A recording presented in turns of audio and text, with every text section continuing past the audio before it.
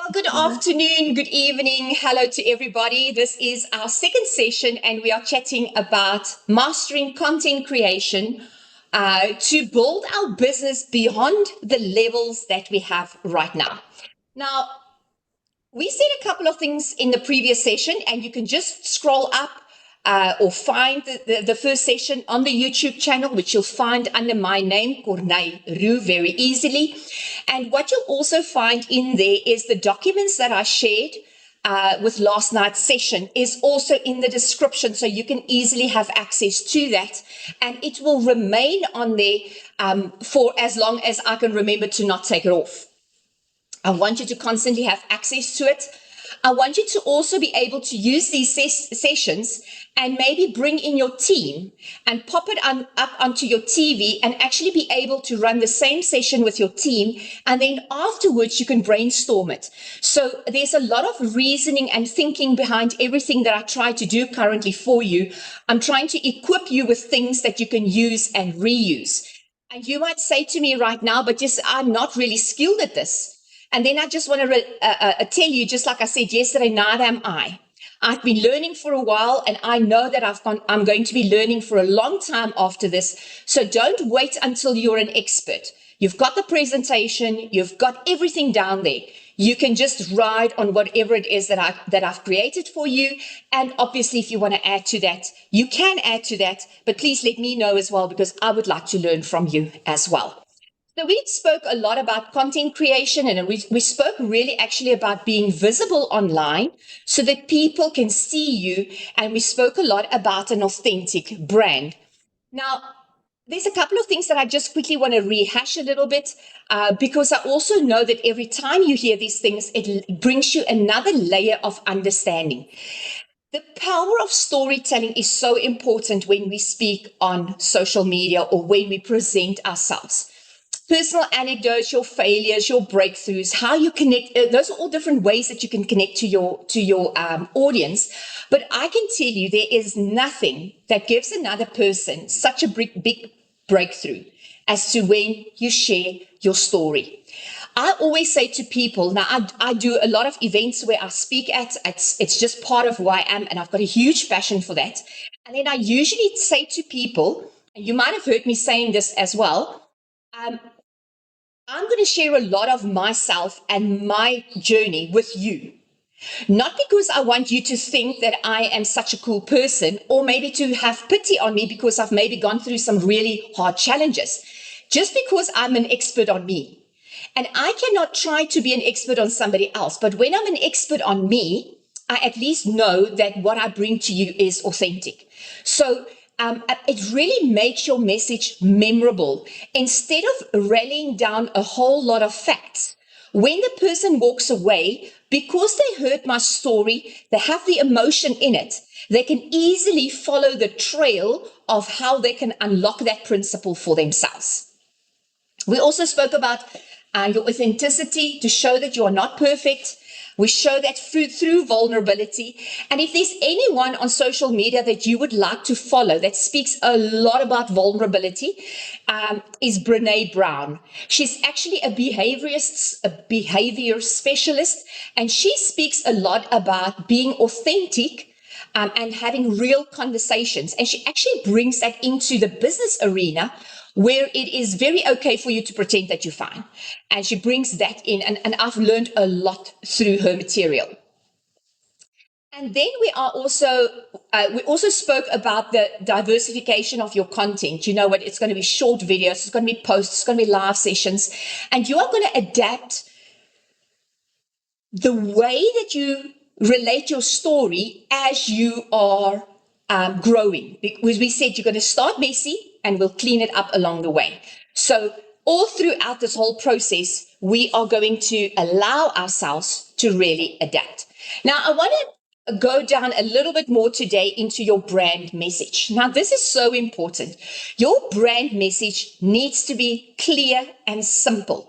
And maybe right now at this point, I just want to say to you again, you will be supplied the whole PDF of this session, so you don't have to make notes of everything that I put onto the presentation.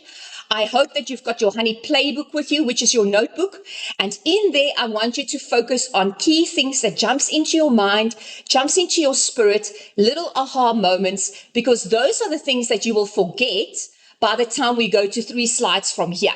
And I don't want you to forget. Remember, a blunt pencil is worth more than a sharp mind. So we are going to work really hard at defining your core message. And you want to do it in one sentence.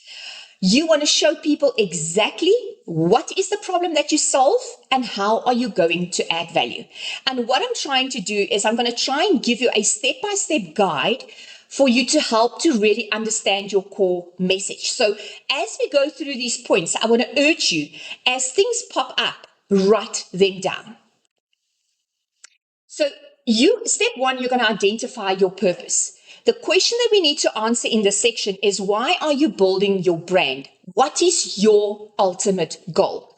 You are really at the end. And remember, I said this as well last night. You might start out with your sentence and it will grow and it will grow and then it will shrink. And then you'll scrap it and you'll start over and you'll go back to the first draft. And that is perfectly fine if you go through that process, because it is one where you would hammer it down until you get it. When you finalized your purpose, you would write it in one sentence and you will basically say, I want to help, and you will identify your specific audience. You will then say what it is you want them to achieve. What's the outcome that you would like them to have? And by which method and skills, or what value are you going to bring to them? So for instance, I say, I want to help women create an income through selling a product that they like. It's simple. It's easy. Don't get caught up in high-tech words, because your sentence right here must be simple, whether you speak to an educated person that has got a different language than you, and even a 9-year-old. Don't get caught up in linguistics and having glamorous words, because then you cut out people who don't have the same language skills that you have. They won't understand you and they will move on. And in the meantime, they were actually perfectly your tribe, because remember, this is what we're doing. We are gathering your tribe. And just because you used flavorful words, they didn't understand you. And I just want to put down something here as a note on language. Right now, everybody that is on this call, if English is not your home language, I mean, I think if I would sit here and I would have you put your hand up, maybe a third of the room will say to me that English is my home language. Now, I'm not speaking to you at all, although you could listen. Yeah, you must actually listen, definitely. But the moment I speak in English as my second language. It means that I have shaped my understanding of language through my own experience, through my own culture, and through my own belief system. And therefore, the English that I have built up is literally tailor-made to me and my experience. Bull would be speaking English, but her home language is a different language, which means that her total sum of understanding English has been built up by her culture, her home language, her work experience. So every time we communicate, if Paul and I would be communicating, I must always in my mind say to myself, there's a chance that we can misunderstand each other, because we are both speaking in a language where we have actually created the rules. Two purely English people will not misunderstand each other. But the moment you cross that barrier where English is not your home language, we can misunderstand each other so easily. That is why when I usually do a training session and I have chosen, let's say, 5 concept words, I will start out with a definition so that I know that you know what I mean with that word. Okay. I also then didn't give the word a definition. I researched the definition because it's not my language and my rules to change. So when we draft our purpose line here, make it easy to understand. Don't worry about what the linguistics and all these grand people with the eloquent words are going to think about your simple line, because my line is to make sure that I grab my audience, that I grab my tribe, not to win a prize, the Nobel Prize for English. Also, in step 2, as we define our audience, I have to know who I'm speaking to. Who will benefit most from my message? So when I speak to people, my I'm always asking myself, so who am I speaking to right now? I'm speaking to people who are in business for themselves, whether it is they just started or they've been in the business for a while. Okay. I also speak to people who are already successful or are struggling to get started. But I'm also speaking to people who hit a plateau in their business and they want to break through. So those are the different people that I speak to. I also speak to people who are completely not supported and actually don't know if they really belong here. So that is my core audience. So every time, and I write these things down, I actually, if you walk into my office, it does not look glamorous. It really looks like a high school teacher's classroom. I've got a lot of things stuck up against the wall because I cannot allow myself once for 1 second to forget my core message. Who am I speaking to?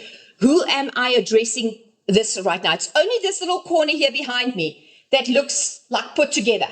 The rest really looks like a classroom. So if you have to do it, just feel free to do that, but know exactly who it is that you speak to and write it down. And what I've done is if something changes in my message, I run to my flip chart and I write it down. For as long as I've got that concept in my mind, I don't trust my mind to remember, I go and I write it down. Um, the next thing we want to do is we really want to pinpoint the challenge that my audience has. Remember, an entrepreneur is somebody who finds a problem and then they solve it. So my audience has got a problem, but I need to know what problem it is that I need to solve for them. So write about 1 to 2 sentences about the problem that you would help them to solve. For example, many people feel that they are stuck in these circumstances and they want to break the generational cycle. And also, just as a word of like advice here, don't limit yourself here. If you've got other skills, let that mold into your brand message. I mean, I would just think some of you might come up with excellent skills that you can add to this business because of your profession where you came from. A lot of you left corporate because it wasn't an appealing place for you, but you still got a lot of skills. So let that come through in your message. Don't try and mold yourself to fit a mold. You need to be authentically you. What is your unique values? What makes your approach and your perspective so much different? And really create a short list of what sets you apart. And you know what? When you make that short list, can you just really put your self judgment down and start to acknowledge who you are and the greatness that is in you? And I always say this to people, if you cannot carry the greatness that is in you and even acknowledge it out loud to another person, nobody else will see that or recognize that, and it will never shine. A lot of people feel that they don't have a place for their light to shine. And they sometimes feel that other people or circumstances have dimmed their light. And then I can tell you that there's a huge chance that you are the one that dims your light just because you cannot acknowledge the greatness that is in you.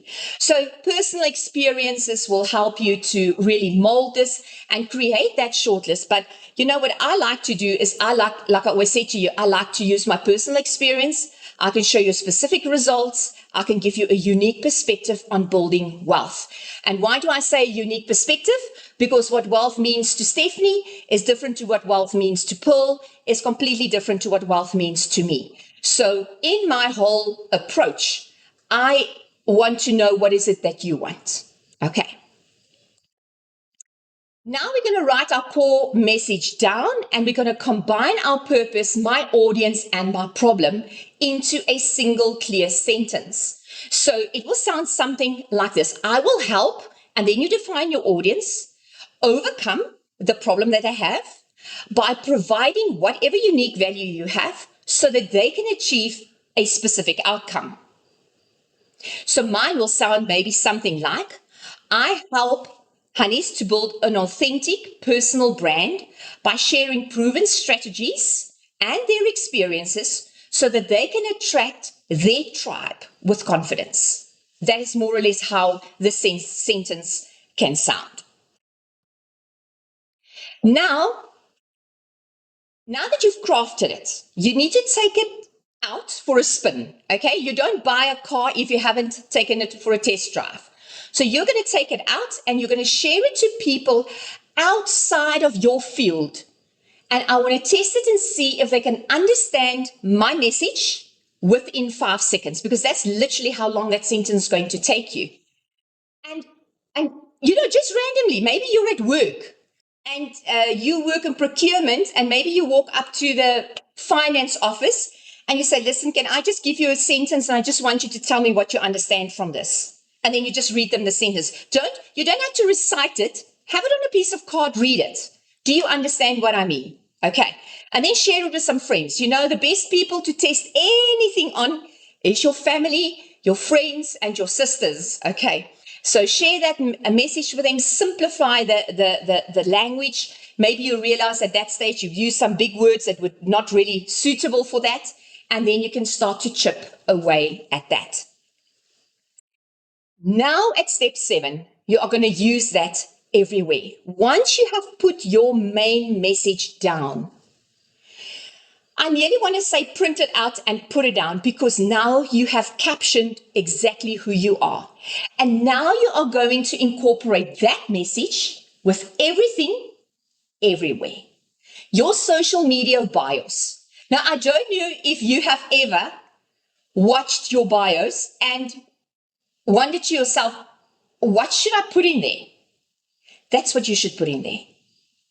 Clear, simple language, add it in there so that when I open you up, when I see you on social media and I watch a video, you're catchy, I wonder what you're really about. And I go and I click on your profile, I see your bios, and I see exactly what it is that you are about. So that is the first place that you are going to be able to go and place that sentence in. Then your elevator pitch. We all know that sometimes we've only got 5 seconds to really put that in. So I would work on my elevator pitch, and maybe depending on the business that you have, because maybe you have more than one business, you will work on every elevator pitch. But what I like to do is I like to keep my elevator pitch to such a way that it's like open. I don't tie myself down to a whole lot of things, but practice your elevator pitch so you can have it. So now if you've got a website, you've already got a tagline. You have got content introductions. I mean, when somebody says to you, how should I introduce you? You say, well, it's very easy. You don't need a big page like this. This is how you can introduce me very easily. Okay. So now you're going to look at your value-driven content. You're going to align your expertise with your audience's goals, and you're going to focus on how your message help them to achieve their aspirations. So this is now where the changeover happens. I now know exactly who I am. I have put that down in phrases. I have picked up my greatness if I couldn't carry it before. My light is shining. I am vibrating, because I'll tell you, the moment you start to carry your greatness inside of you, there's something that changes in your whole being. And now I'm walking around with this little package inside of me, ready to give it away. How can I use this to help Stephanie? How can I use this to help Nicole? How can I use this to help Feroza? Now, because now it's not about me anymore. Now it is about my audience. I want you to work then through these exercises and get 3 key phrases that summarize your brand's purpose and to help that they are reflected in your bios, in your posts. So, for instance, when you look at mine says happiness in life, success in business, principled lifestyle. Just that. When anybody reads that, that is what you're going to get from me. I believe, and why is this important? I believe that first of all, doesn't matter what I do, I am allowed to be happy and love what I do. I so passionately believe in purpose, in wealth. And actually, when I use the word happiness, I really talk about having a life of, and when I say no stress, I mean, there's always some factors, but it should not kill me. What I'm doing in life should not be pressing me down. So that is why I believe happiness in life. Then success in business. I believe whether you are a hairdresser, you're the lady that does nails, you are the lady that just started joining Honey and you want to sell to, I don't know, to like when I started, I just wanted to pay for ballet for my daughter. I can be successful in my business, doesn't matter what I call my business. And then the third part of it is whatever I do is all based on principles. So whether I work with you in getting a balance in your life or whether it is to get balance in your business, I will use principles that will help you to stand up straight. So that is my bias that you'll see everywhere. And from there on, my message flows from that. So now I know my message. I know who I am. I'm carrying my greatness. I'm super excited. I'm now going to choose my platform. Now, I had a lot of fun conversations with some of you because some of you just said to me, you really pushed me out of my comfort zone. And I had this conversation this morning and I said,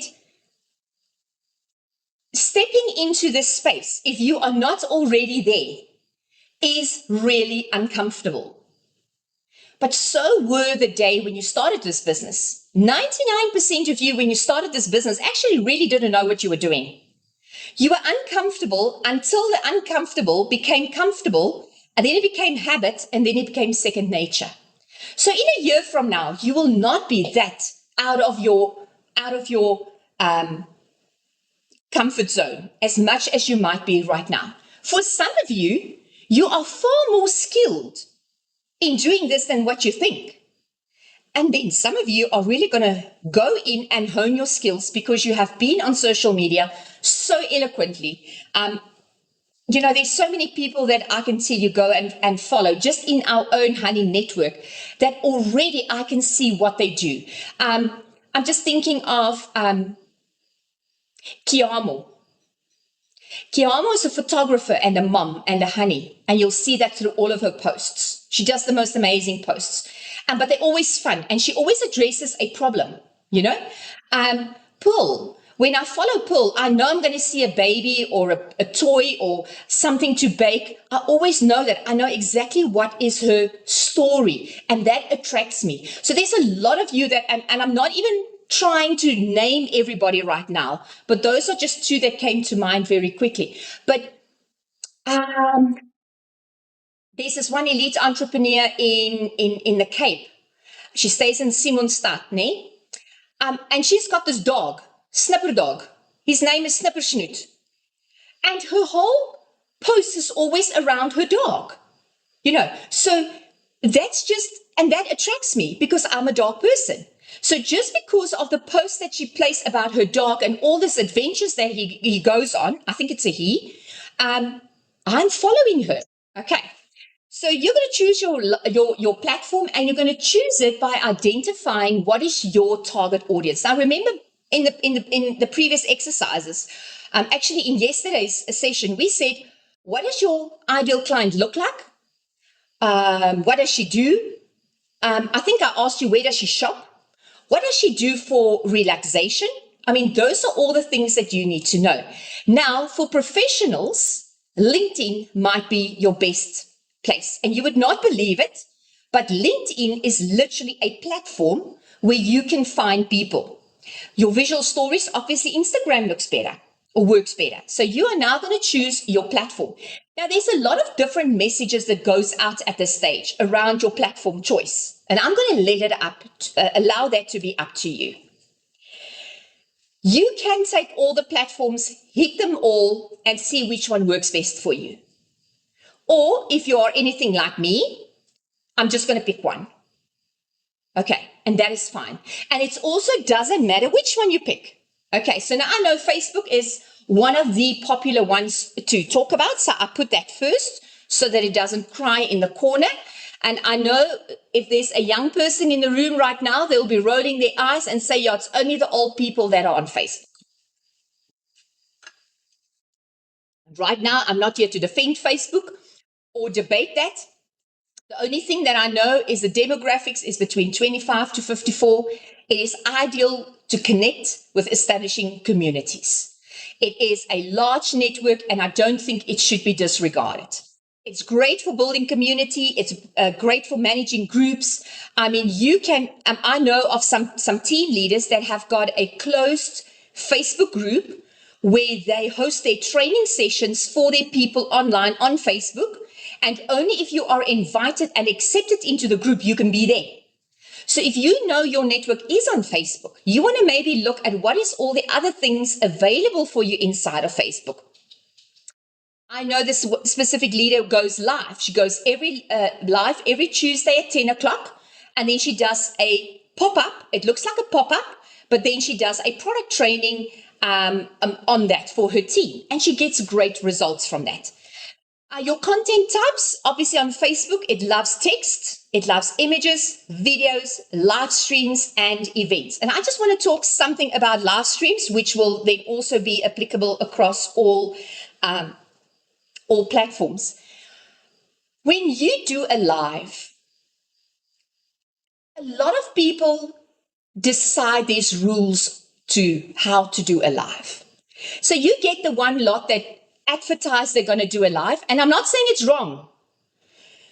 They advertise the live, and I would remember that somebody's going to be online at 7 o'clock and I'll be there to listen. But you might be more of a spontaneous person for various reasons. Some of you would be spontaneous and say, listen, if I don't pop this video on and just do the live, I'm never going to do it. So you don't want to advertise it, okay? I can see Stephanie is laughing. Stephanie, that's exactly me, okay? If I've got something to say, I'm going to say it now. I don't want to say it at 7 o'clock. So then you just go live. A lot of people start their live stream and wait for other people to sign up. And that's fine. I go live, I start talking, I'm not going to wait for somebody to show up. What if nobody comes the first 10 times and there you're standing empty-handed? So I just started with my live streams, started talking, and as people started popping up, people acknowledge their guests that are watching live. Hello, I see you. Hello, I see you. I can't do that because I'm going to lose my story and forget what I want to say. I literally ignore the people until the end. I mean, sometimes by the end, I'm so flustered, I just hit the send button and I'm done. Don't allow other people that have done these things on social media to dictate the rules to you until you are comfortable in dictating your own rules.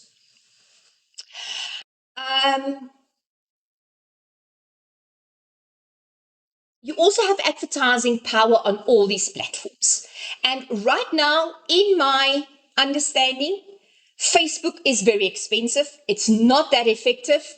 They have changed the algorithm and the rules for advertising on Facebook so much that if you do not have a social media manager, which will cost you quite a bit of money, you actually really will struggle to find any leads on Facebook in that line. So that is just what I've experienced. I've used Facebook ads for a long time. And literally in the past 6, 7, 8 months, I really, really struggled to get that same traction.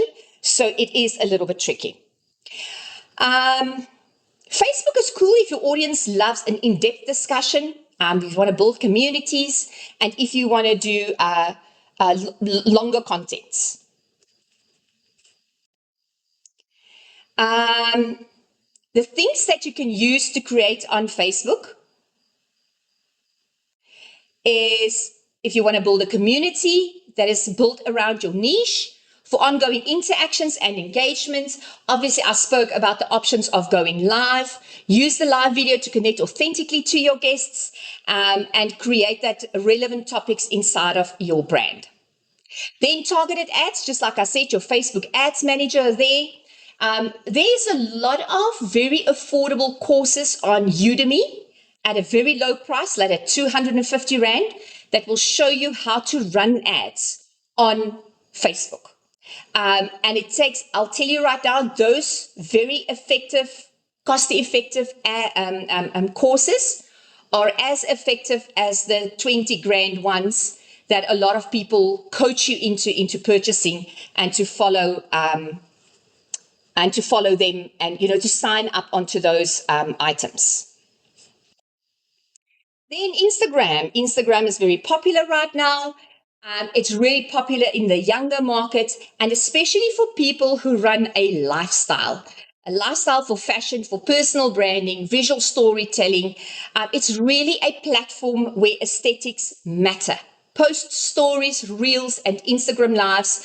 And there's a lot of information. Also, Udemy has got stunning courses to give you a little bit more information on this. And you would get a strong engagement with users, with some behind the scenes stories, personal touches. I mean, I've got this one lady, and she's also got she's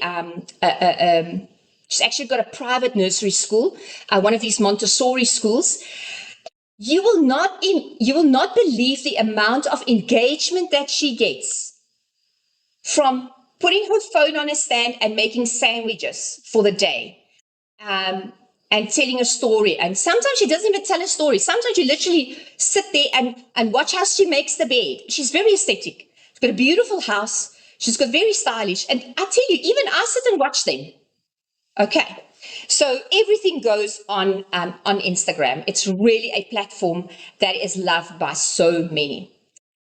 When do you use Instagram? If your brand involves a visual appeal or storytelling, if you want to connect with a younger market, if you want to have that more dynamic audience, and to really just showcase your personal life and your personal journey.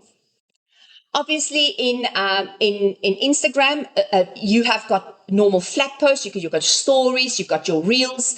A lot of different ways that you can engage with people, and just take time. If you would go for Instagram and you can only access the flat posts and maybe the reels, that's fine. Don't feel that you have to sign up for everything that it offers to you at this stage.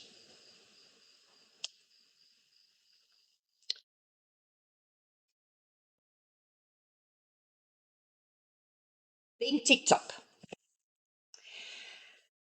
The concepts that you need to know around TikTok is this is primarily your Generation Z and your millennials. They've got a growing interest from all in audiences. And what they focus on is quick, interactive, short video content. They TikTok moves so fast. You can post 10 TikToks a day, and you would not even bombard the network with anything. It's just there's so much that you can do on TikTok.